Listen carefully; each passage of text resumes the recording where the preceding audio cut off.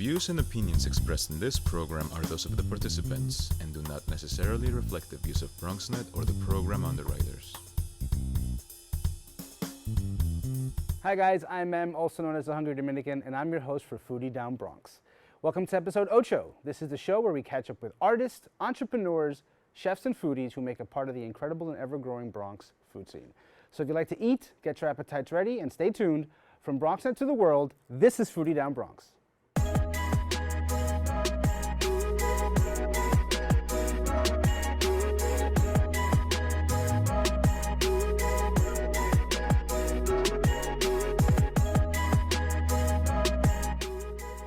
Welcome to Foodie Down Bronx. Stay connected to us on Instagram at BronxNetTV, at Foodie Down Bronx, and follow me at the Hungry Dominican.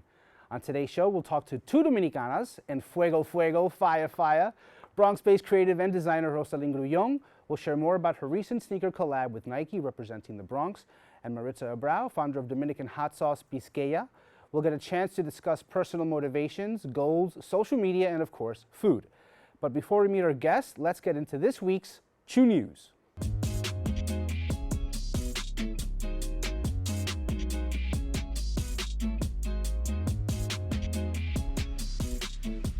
The Department of Education's Feed Your Mind Summer Meals food trucks are serving healthy, free meals to anyone 18 years and younger at nearly 1,200 schools, pools, parks, and libraries across the city. Summer meals are served Monday through Friday, and you don't even have to show ID or documentation to receive free meals. To find a location near you, visit schools.nyc.gov and click Find Menus and Locations, or download the official Feed Your Mind app available on the App Store and Google Play. These summer meals will continue through August 30th, and these lunch options will be served in New York City schools on the first day of school, September 5th. I have to say that those are pretty impressive school meals are offering. I mean, I was lucky if the apple on my tray was even edible, so good for them. I mean, times were tough for me. In other news, Target will soon start selling its own line of eggs, milk, hummus, even avocado toast.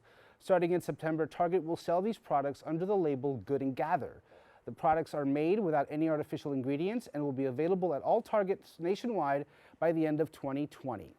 That, my friends, is this week's Chew News, providing you with a little food for thought. We'll be back after this break.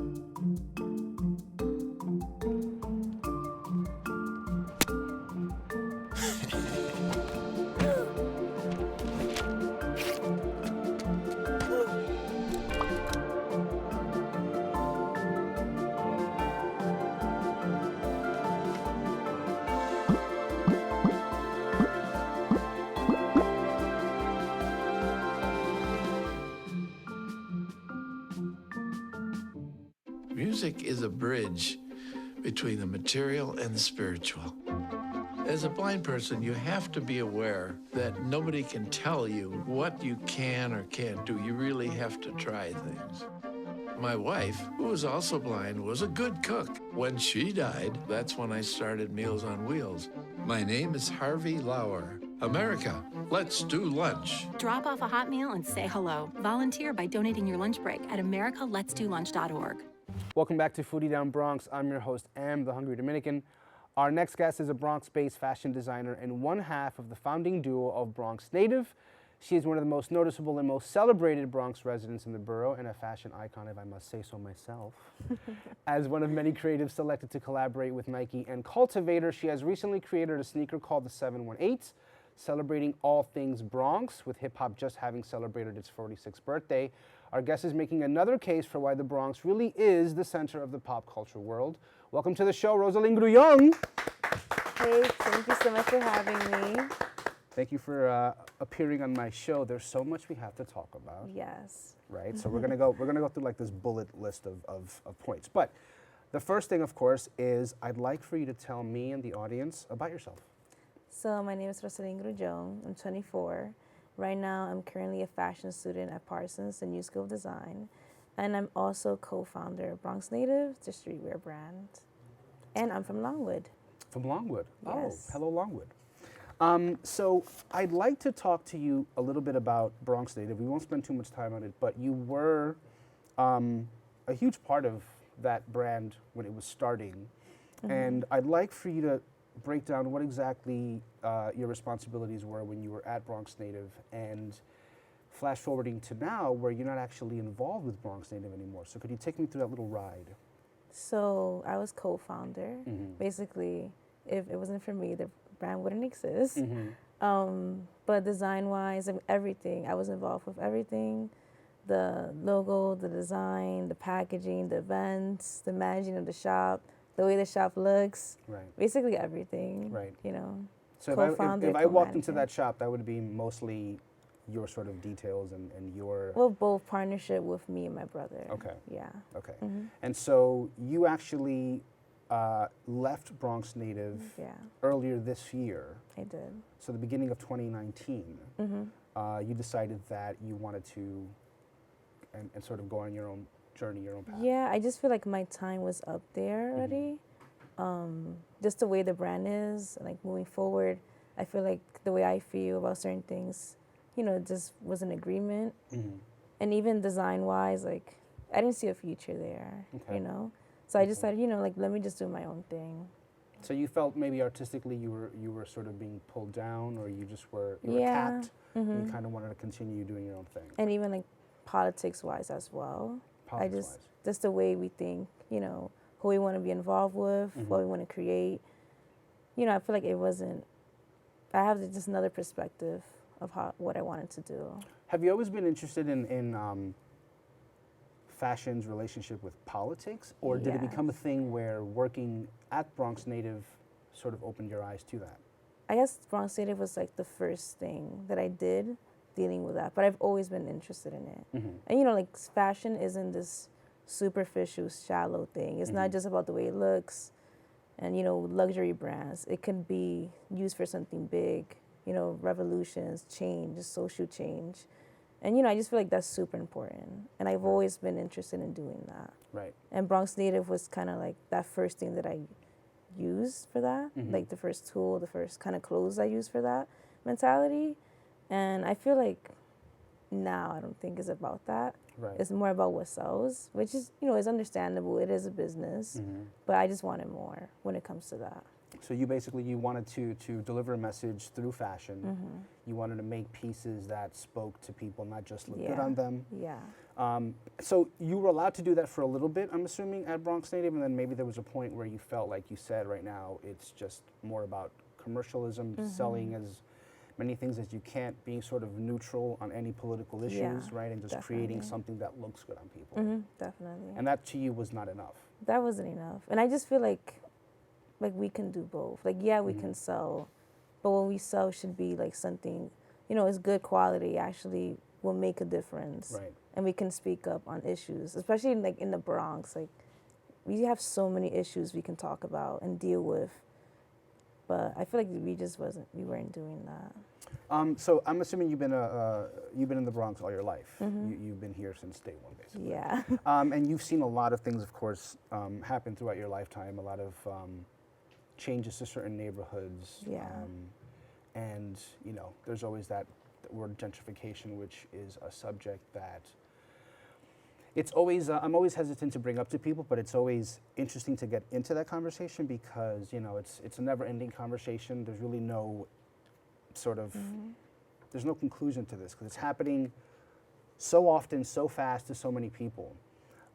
Has it affected you personally, even before maybe you were part of the Bronx Native Do you have any friends or family that have been through it and have actually been affected hardcore by new developers coming in, rezoning laws, anything like that? Not yet, but I know, like I live in Longwood, on my area already, like Sunday Boulevard. I don't know if you guys know the Double Discount. Yeah. Like that's like my neighborhood. Right. And you see all the shops are closing down there. That's closed down already. So I feel like now I'm seeing it like so close to home. And then of course, you know, the Bronx Data Shop is in Mawhaven. Right. Like that whole area, like 139th. So I saw, you know, everything change. I saw all the new stuff opening up. You know, I saw, let's be honest, like I saw all the white people come in. I saw all of that. But I mean, right now, thank God, I don't know anyone that's been displaced. Right. But, you know, I have seen the displacement of culture at times, and I have seen things be whitewashed already. So, yeah. Do you think that, we touched lightly upon this before we started recording, but I was like, hold up, let's talk about this on the show. So with gentrification, and you know, it does show in your fashion how you want to speak about gentrification. But gentrification is something that I feel like it's happening, right? It's not something that I feel like it's going to be stopped. We could always push back on it and delay certain things, but I think overall it's something that is going to happen. It's happened to my old neighborhood in Washington Heights. It's completely changed. And while there is still a very vibrant Dominican culture in Washington Heights, it's dwindling by the minute, basically. It seems like it is. When do people who are dealing with gentrification, when do they start owning, not the fact that it's happening, but when is it a good time for them to start pushing back? Because I feel like sometimes people in these neighborhoods just let it happen and they don't know what to do. They don't know how to get together and push back. Is it a thing where you just have to sort of deal with it? Or do you really have to make this pact to push back with people that are on your side? What do you feel like? You just feel like you have to sort of lay back and, you know, it's inevitable? Or do you feel like there is reasoning to go and push back up against it? Well, I feel like if people, you know, could do something about it, like if they have the resources, if they know what to do, if they have the knowledge, information, because, you know, we can easily say like, yo, like own your own business, own your own house, but we know it's not simple like that. But if there is people that can do that, like they should be doing that. Right. I mean, that's how, you know, we can protect our own. Right.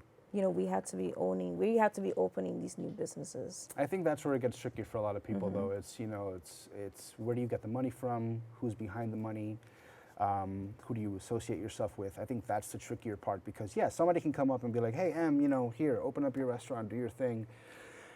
But it's at a point now where I can't just be like, okay, cool, I'm going to do this because I can. It's more about like, well, where are you coming from? What are your intentions? And honestly, politically, how does it make sense for me? Yeah. You know what I mean? Definitely, that's a big thing, like politics-wise. Like, we have to just know what's happening, Right. who our politicians are, who are we voting for, and push them. Like, they're the ones allowing all this to happen. You know, think about my own mom. If my mom was to ever be kicked out, like, she doesn't know about gentrification like that. Right. You know, like, we have, our generation have to teach the older generations. And, you know, they're the ones that vote mostly, let's be honest, the older generation. And we're going to tell them, like, this is what's happening. Don't vote for this person. Or we have to just push it, push the politicians. Yeah, they got to be on our side. I see that discrepancy between, like, your generation and older ones in which, you know, so many of us have parents who came here for us, and they just wanted to give us a life. They didn't really get involved too strongly into the politics or what made sense for what. It was just mostly like, all right, I have my family here, I'm going to provide for them, and then there's a whole new generation that came up in, you know, around your time, my time, where it's like now we're paying attention to exactly what our parents maybe should have before, because it affects everybody, you know, so differently. But we're gonna get back into gentrification a little bit. I actually wanted to talk about your photography. In my notes it says, never quite considered yourself a photographer, but has great work. Why wouldn't you consider yourself a photographer? I don't know, it's because I know so many, you know, like professionals photographers, like they do that as a career. It's like, you know, super serious for them. Like that's their work, that's their life. For me, it's more like a hobby. Like, you know, I do it for fun just because I like it. But I still think you can like develop your skill if it's just a hobby. I Yeah. think if you start making it a little bit too seriously and start like, because for me personally, it's like I love photography.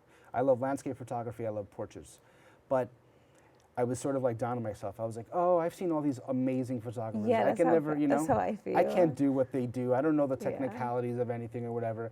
And then honestly, somebody was like, listen, just take your camera and start shooting. Like, don't overthink it. And That's then you true. sort of just do your own thing. Yeah. So it's like, don't be hard on yourself.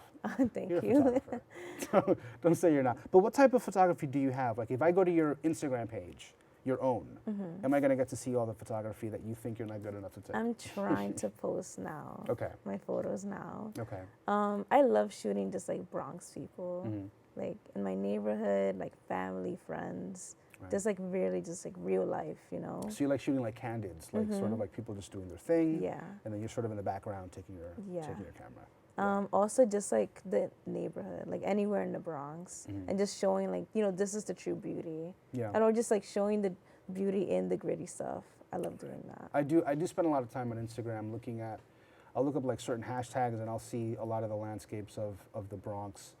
And there's like a serene quality to it, like a really chill quality when I look at some of the Bronx landscapes, because it's mostly like either a sunrise or a sunset, or like a sprinkler open and Yeah. somebody in the middle of it, you know, and Yeah. it just like evokes all these summertime, chill, like familiar vibes. And just also like You know? showing like Bronx culture as well. Yes, You know, yes. like bodegas, Yeah, you which know, I love. people with a fire Yeah. pump with Yeah. the water, all of that. Like just showing that real culture, the real It's Bronx. the one of the many great things about social media is that if you do get a collection of those types of photos, like where it shows family or barbecues or sprinklers open or sunset sunrises in the Bronx, it always seems like it's something that so many people can relate to. It just feels like Yeah. something that makes sense, right? That's why I spend so much time like looking at all Yeah. the pictures.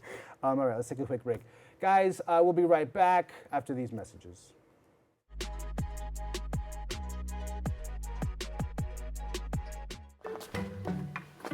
Why don't you ever see elephants hiding in trees?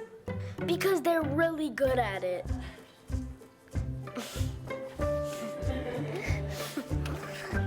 Yeah, I get it.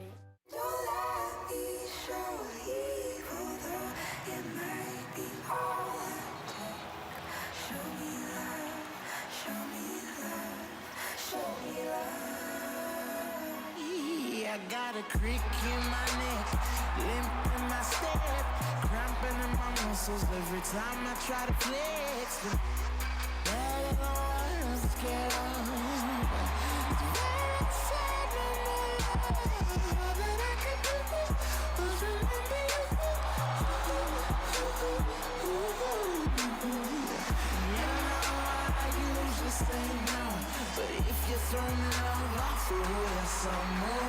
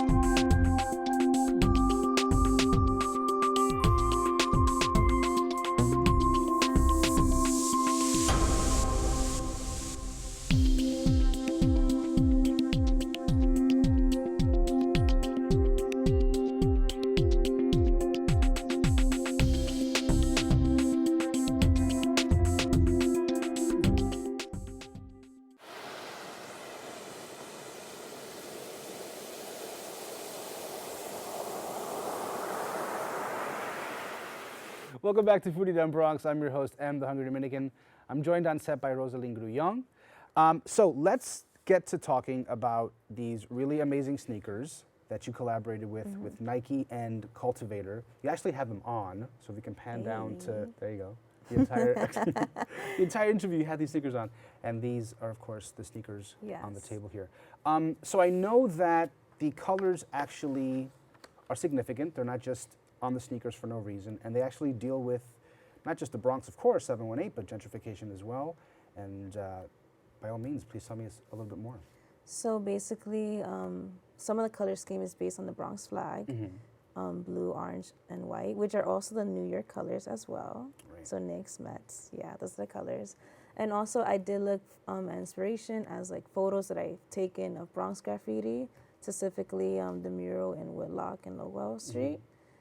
And they're called the 718, area code of the Bronx. And you know, it's also just like, that was part of my story. Like the whole thing is like, you know, what is your story? And like the Bronx is part of my story. And also to shed light on like what's happening in the Bronx when it comes to gentrification and displacement. Right. You know, not just for us, like everyone in the Bronx, but like to the whole world as well. And you know, like why not take this opportunity to do that? Like it's a collaboration with Nike. Right. You know?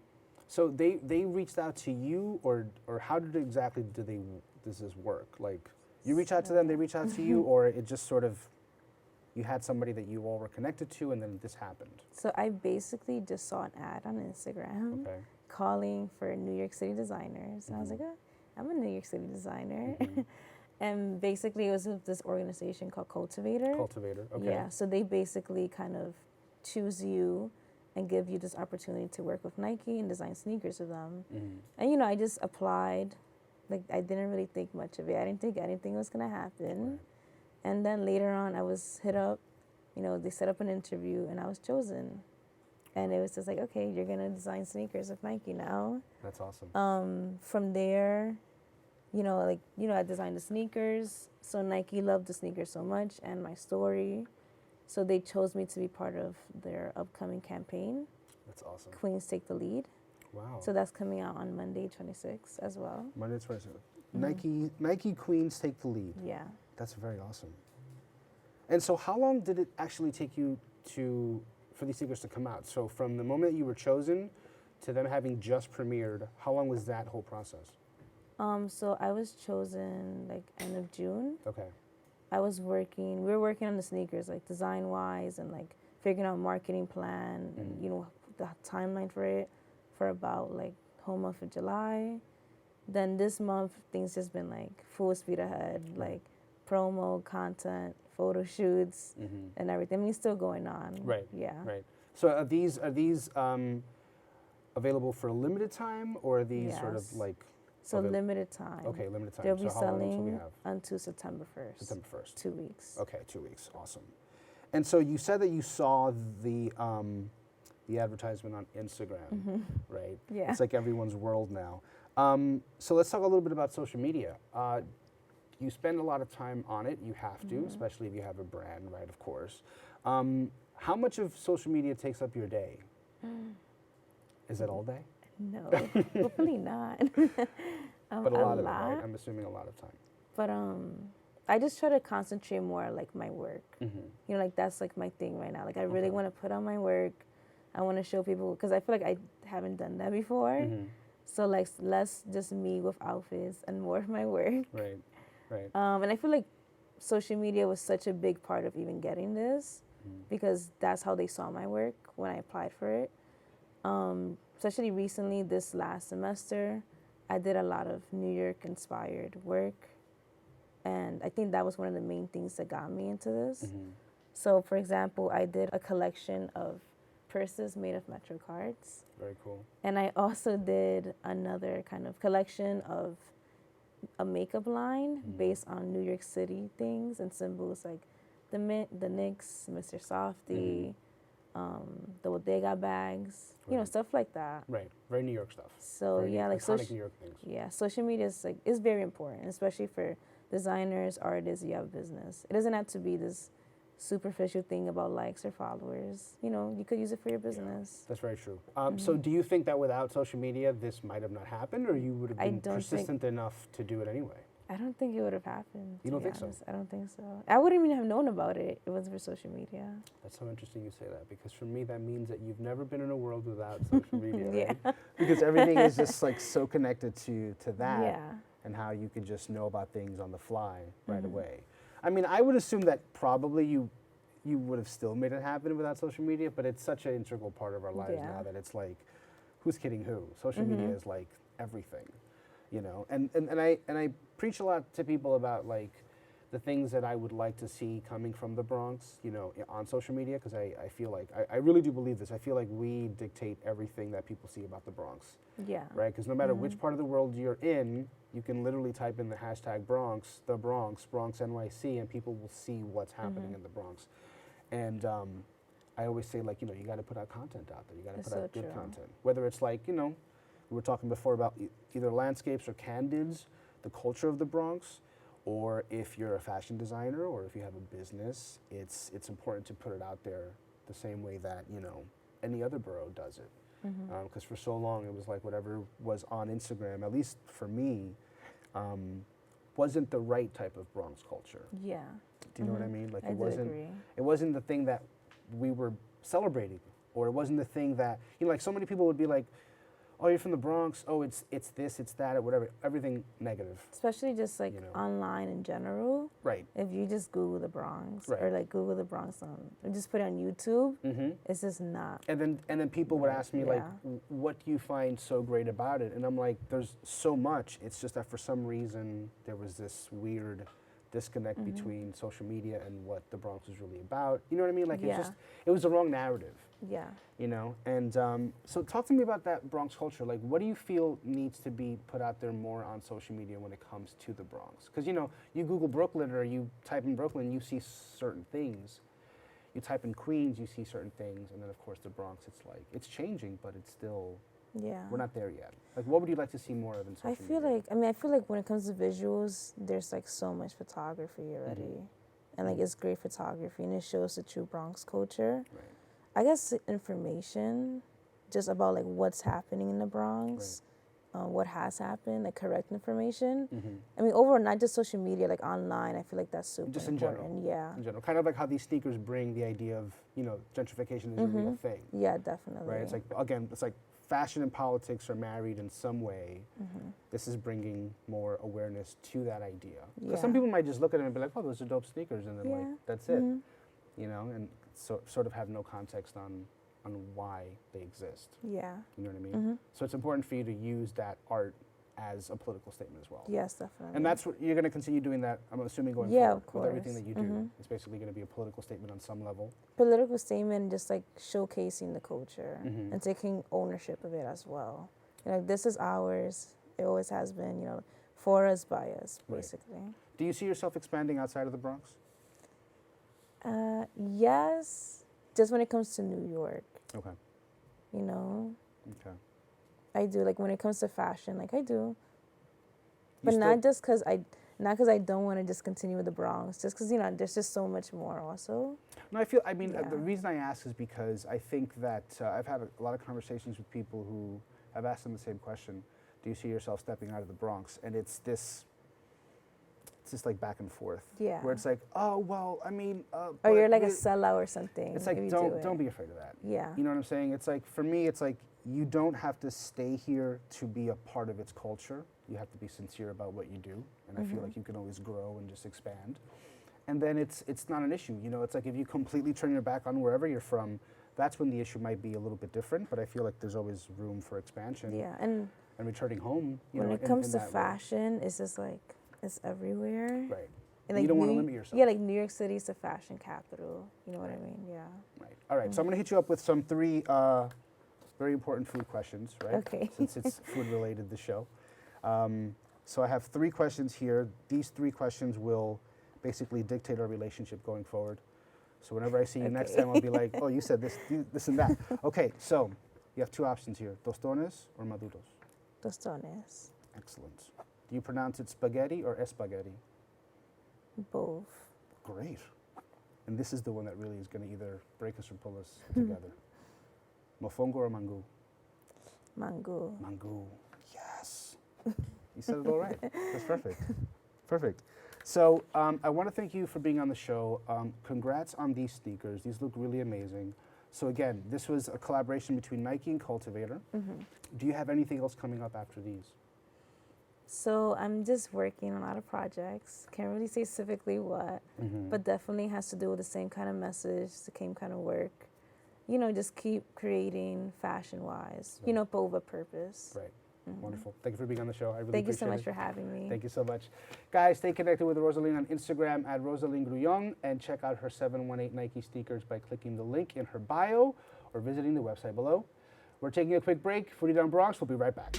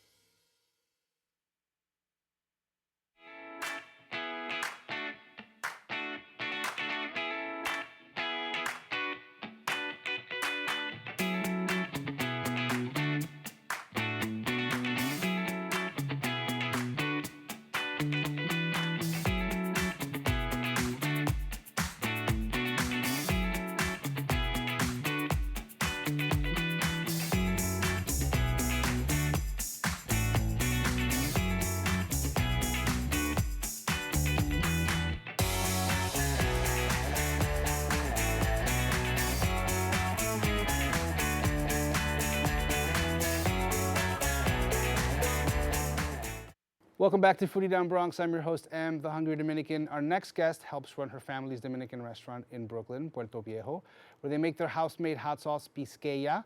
The hot sauce has proven to be one of the food industry's biggest stories, gaining fans from the DR all the way to right here in New York City. Please welcome to the show, Maritza. Thank you, senorita, for being here. Thank you for having me. I feel like I'm having on like a friend, right? We've known each other for a little over a year now. Right, but I feel like, oh, that's fam right there. That's family, right? Yeah, Like and I would just want to say, take a moment and thank you, really, because you've shown myself and my family so much support.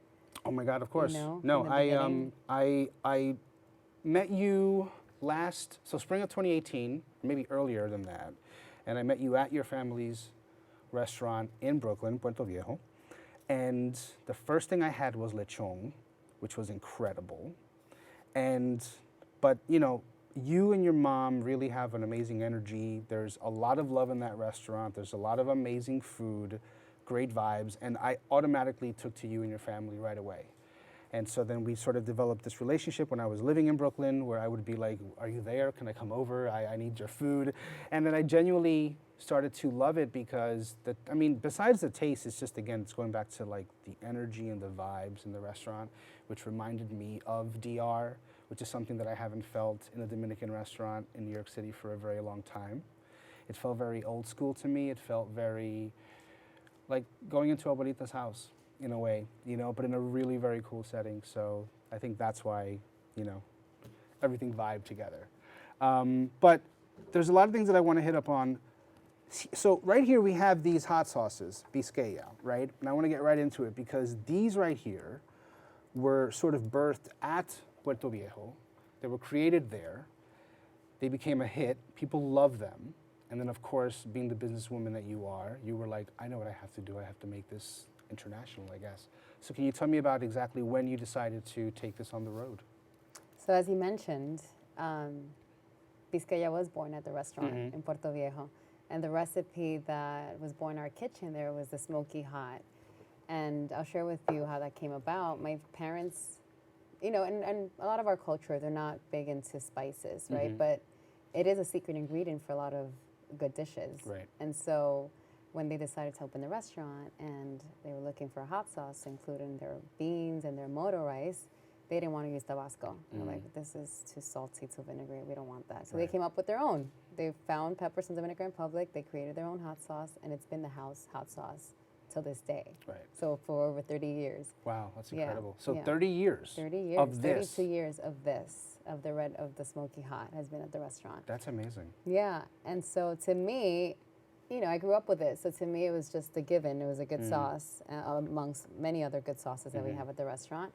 But then we kept getting, you know, thank goodness now for social media where you get direct feedback from customers. Right. We kept getting a lot of feedback on the hot sauce. And during a period where I decided to move to the Dominican Republic in my adult years, this is 5 years ago, it was very interesting to see Tabasco at all the restaurants and the tables, and I thought to myself, but wait, why is it Tabasco here? Meanwhile, we're using peppers from the Dominican Republic out in Brooklyn, and it's a hit. Right. It didn't make any sense, you know? Yeah. So I'm like, so I don't know, my curiosity peaked, and I was like, we have a good product, and a company with the customers telling me to package it. I'm like, let's just do it. I knew nothing about manufacturing or packaging products at all. Which surprised me when you said as much, because this is actually the most current version of your branding. You had something that was different when we first met, and that's when you told me, you were like, I don't even know anything about marketing. I'm like, you could have fooled me, because like everything was spot on before you made the decision to come with this, but everything you've done feels like you know what you've always been doing. Like it's very natural to you. But they say fake it till you make it. No, I've really been learning, and I share this with a lot of like my younger family members. Like, I just, me lancé, I just launched. I went in, I went in with a lot of confidence, and I said, I'm gonna just learn as I go and not be afraid to put out there what I believe is right at the moment. And I have, like, this is the latest branding and the final branding, because I'm in love with it. Yeah, it's pretty great. Thank you. But I went through many variations, and customers helped me sort of, figure out how the brand needed to shape. And so that's interesting. So the customer feedback was important to you. So it was in-house customer feedback and, of course, social media? Or was it mostly social or mostly in-house? Which feedback were you sort of picking from? Both. Okay. I would say both. So when I first went into it, I was like, okay, let me start. Let me just see if this is something that has potential, packaging it. Right. So I had a flask bottle. I just bought flask bottles with a simple, clear label and the lizard, which was always like, I knew I wanted the lizard on the bottles. Right. And I began at the restaurant, selling at the restaurant. And people took a liking to the lizard and the name. I was like, okay, so I'm heading in the right direction. And then I just needed to add more color. So then I slowly incorporated like a little bit of color. And then I was on the shelf in certain local supermarkets, and they're doing demos. Sure. And I've always been hands-on because I want to learn and I want to know what my customers think about the brand. So doing demos, just reading the people's reaction when they picked up the bottle, that would teach me a lot. Right. Or they would give me direct input as well. Like, what is this? The first branding I launched, it wasn't clear as to what it was. Like, well, is this a salsa? Is it a picante? Is it So and then promoting it on social media. People would give me their feedback as well. But then there's an intuition as well. There was an intuition all along. You sort of know what works regardless of maybe some of the feedback you get. You sort of, overall, what people are looking for, what they're reacting to, and you sort of go with that. Yeah, kind of. It's a combination, right? It's like you know intuitively that there's more to it. I couldn't pinpoint what it was, and then with the help of customers, it just started shaping. Like, okay, I want to add more color. I want the packaging to look more visual. I want to see the actual peppers on the bottles, you know. And then slowly, it took a long time. This is 5 years ago when I first started selling at the restaurant. And then we just launched this new branding. Yeah. So it takes a while, you know. You just not be afraid. Like I wasn't afraid. You know, a lot of people just stick. You know, they stay stuck in sort of. A lot of people have a lot of, really genuinely wonderful ideas about what they want to do business-wise, and either get stuck right before the first step, or they'll take a few steps in and then they'll get stuck because they don't really know what else to do or where else to go. So you do a lot of this on your own. You do the social, you do a lot of the taste testing. You were the one taking it around Brooklyn and sampling it to people. Is it you, or do you have like a small team behind you? Because I would only assume that this takes up a majority of your time. Yeah, a lot of time. Yeah. And I think like any beginner entrepreneur, like one of the challenges is the multitasking and doing everything yourself. Yeah. Because yes, I am the manufacturer, I am the brand ambassador, I'm the delivery person. I do it all. I do it all. Slowly, I've been delegating responsibilities. So like now I have somebody who helps me with the social media. You know, I can have someone helping with deliveries and things like that slowly, but all along it's just been me. Right. With the support, moral support, of friends and family. But it's still an overwhelming thing. I mean, when it comes to like speaking to business people, I think my interest lies a little more in how does it affect you personally, right? Because like everyone has their strategy and you're doing what you need to do to get your product across. And for me, it's like, well, how do you live, right? Like, how do you have your days off? Or is it really that mantra of like no days off? Like, is it literally if you're even relaxing at home, you're still thinking in the back of your mind, what other things I can do? Or do you actually kind of turn off sometimes? 100%, no.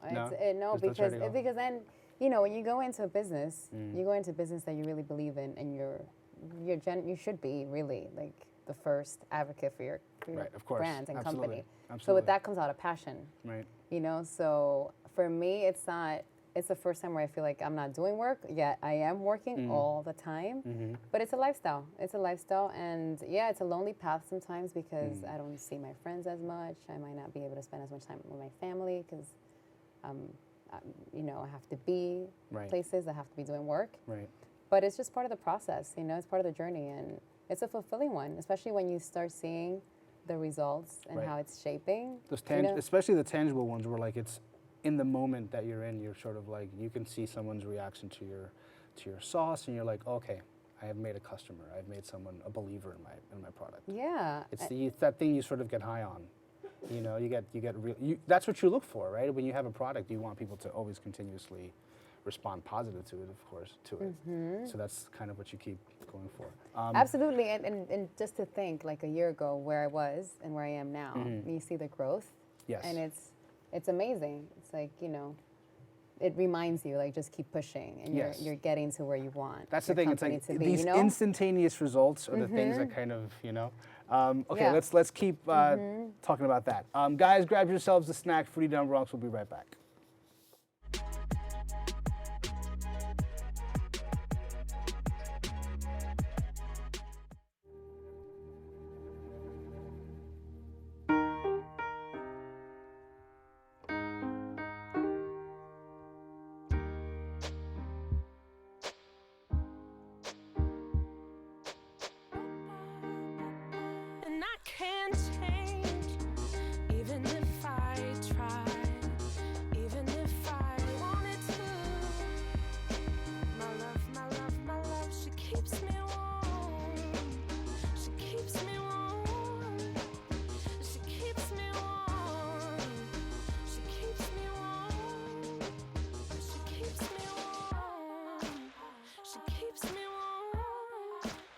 We are neighbors and best friends. I love my sister. My heart doesn't see race. Love is love. Our family is no less than any other family.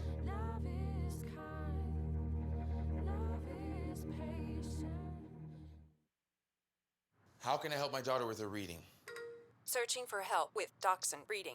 No. Let me try. Sarah's bright, but when she's reading, she has trouble sounding out words. Playing world music. What? I give up.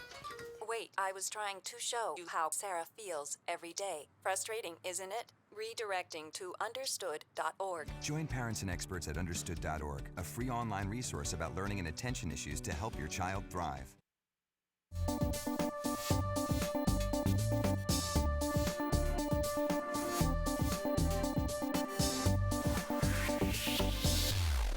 Welcome back to Foodie Down Bronx. I'm joined on set by Maritza, founder of Hungry Dominican hot sauce. Okay, so we were talking about how when you have a product and you get that reaction, and you see that people love it, and of course that's what pushes you to go forward with your product. Did you have any challenges in launching it, or was it something that, you know, was sort of smooth sailing in the beginning?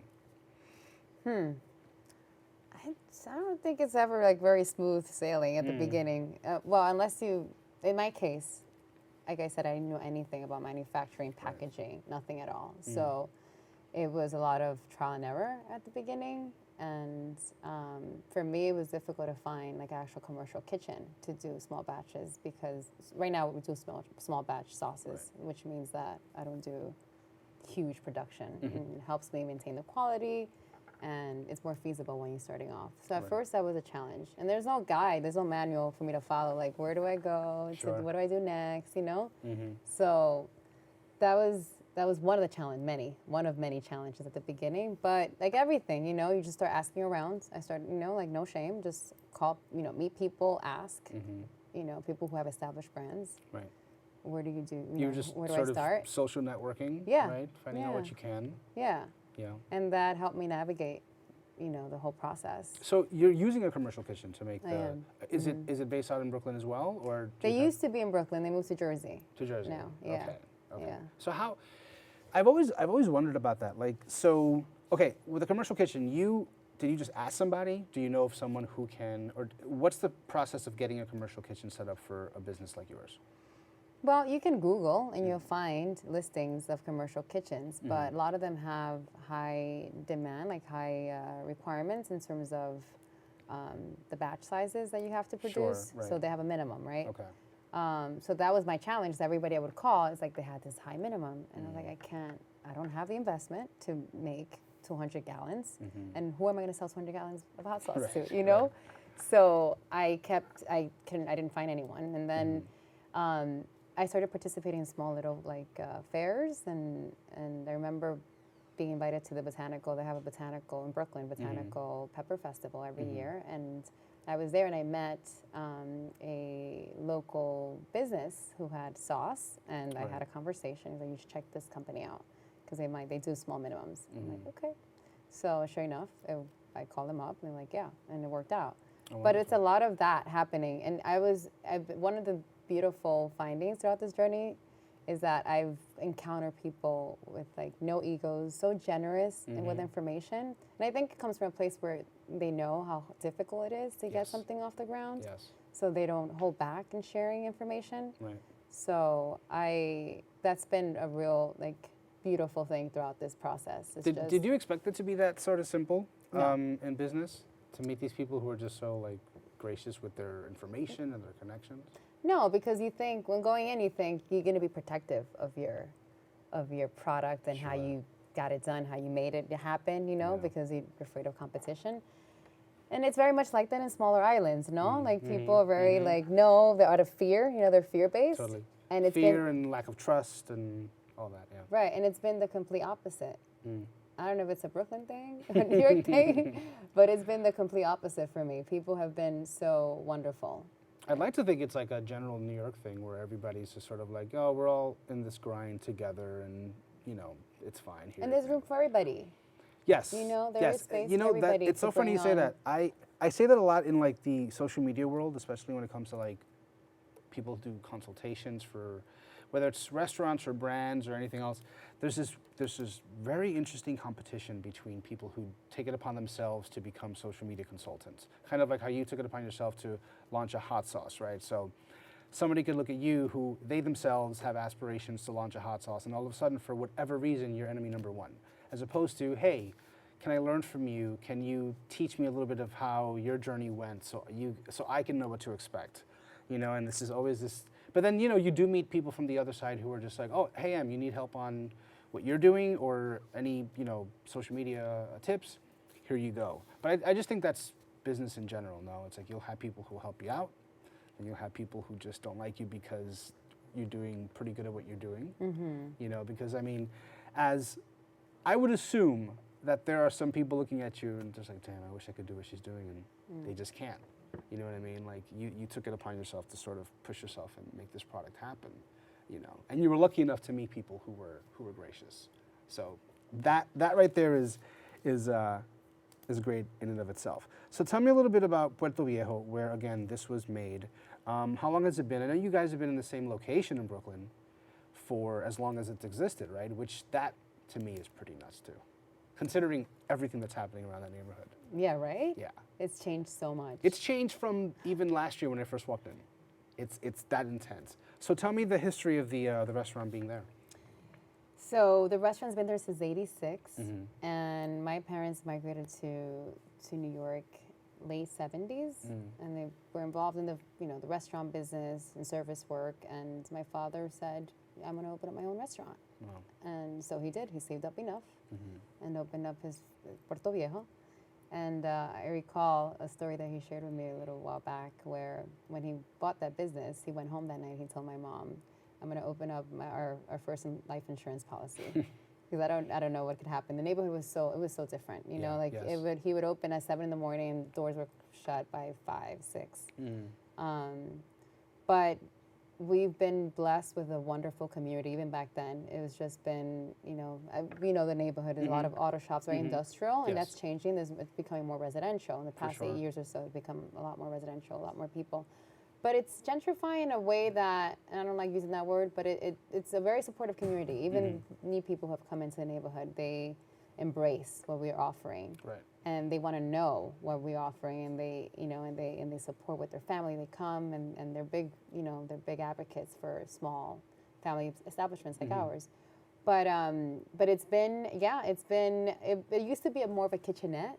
And I don't know if you noticed when you've gone to the restaurant, we have some photos by the restroom where you can see the steam table. Shout out to your amazing restroom. I know it sounds super random, but you guys have like a beautiful bathroom. Thank you. Like I would imagine so many people just never leaving because you're just taking selfies the entire time because you have a beautiful bathroom. Thank you. So yeah, it didn't always look like that. It was like a typical, kitchenette, Dominican kitchenette. Right. And then in 2012, we lost the business. Went on fire, lost the business. The whole thing. And my father was ready to patch up walls and open up a week later. And my brother, who has been involved in the business since he was a child, calls me up. He said, Maritza, you have to come check this out. I'm like, what is it? He said, just come. And these beautiful tin ceilings and walls and beams were exposed. Wow. Yeah. That's awesome. So they're original. All that is original. Oh, that's that's okay. A lot of people don't know that. That makes sense about going back to the vibe and the energy of the place. It's like, it's all been revealed to be its true form, really. That's right. Oh, wow. That's so great. So it was a challenging year because, my parents coming from a different train of thought and all they knew was what they had, you know. So convincing them of, let's remove all the sheetrock. Let's just leave it as is and do a small, minor renovation, because the neighborhood is changing and we should offer a more welcoming space. We were able to convince them, and we found a wonderful interior designer who was a friend of my brother's who helped us out with a minimal budget because this all came to us as a surprise. The fire happened, and we weren't prepared for that. So it was a very difficult year, but and that was a process where I really got involved physically and emotionally into the family business because I grew up with, knowing the restaurant was there and I would go after school and have my dinner, and that was it. But throughout that process and seeing the support we got from our family, from the neighborhood, the community, even our own employees, they waited for us. Wow. Our kitchen staff waited, all the service staff waited for us to reopen, and we did. And the neighborhood, we kept the steam table. We kept the steam table for our old folks, so we still offer our $7, $8 lunch special. It's a great deal. And then, and we also now though have the sit-down component, which we didn't have before. Okay. Right. So we have the all recycled tables and chairs and. Yeah, my favorite. You have a old school desk, which I always gravitate towards. When I walk into the restaurant, it's to the right. Have you ever opened a desk? I've never opened it. No, I've never Okay. opened it. Which I'll now I'm leave gonna. I'll Okay. leave it as a little mystery for Don't you. tell me what's in there. But that's the first table that I go to. Everyone's like, "Oh, where do you want to sit?" I'm like, "Right there, please." To the little. People like that corner. It's super cool. Well, I mean, for me, it's like I love taking my photos in that corner because you have the natural light, but it's also a very cool, just random school desk, which I love. Before we wrap up, I do want to mention that Biscaya will be actually available here in the Bronx. It is. Right? At the Botanical Market. Yes. So that just literally happened. It was extraordinary. Right? It all happened today. Very cool. You know? Very well, cool. I was invited to the food festival on Saturday. Allerton. Yes. Yes, and it was a wonderful festival. So much fun. People were so also like welcoming to my product, and made a contact, and we're in the Bronx Botanical Market. Shelves. Yes. That's very cool. Wow. So literally it happened today as you were making your way over here. That's right. That's so great. So then, okay. So let's go back to Brooklyn. Where can I find it in Brooklyn? What spots can I find Biscaya besides, of course, Puerto Viejo, which you guys have a bottle in every table. And it's also available to purchase at the restaurant, no? It is. Okay. It's available at the restaurant. It's available at local supermarkets there in Brooklyn. Okay. It's available online. You can order online on the website. There's free shipping for 3 bottles or more. Nice. And hopefully soon on Amazon. That's the next step. Working for Amazon and hopefully and more distribution. I need to work with more distributors now. Now that I have this new branding and let's say the product is ready to hit everywhere, they'll be available around the city. I am so happy that I met you now before you blew up and you were too busy to take my texts or my calls because this is going to be I'm so happy for you. You really do have an amazing product. I really do love it. You and your family are awesome. I love the restaurant. You guys are really an inspiration. I really do love when families can work together and do it successfully and do something along the lines of this. So show your mom some love for me, your entire family, your staff, everybody. Thank you for being on the show. I appreciate it. Thank you for having me. Guys, stay connected with Maritza on Instagram @Biscaya or check out her website, biscaya.com. Well, that is all for the show. Thank you again for tuning in, and thank you to our guest today for joining us. Tune in every Thursday at 6:30 p.m. here on BronxNet Optimum 67 and Fios 33. Also, tune in on the go at bronxnet.org and find us on YouTube. From BronxNet to the world, this is Foodie Down Bronx. I'm your host, the Hungry Dominican. Remember to feed your mind, feed your body, and if you see me coming along, feed me. Adios.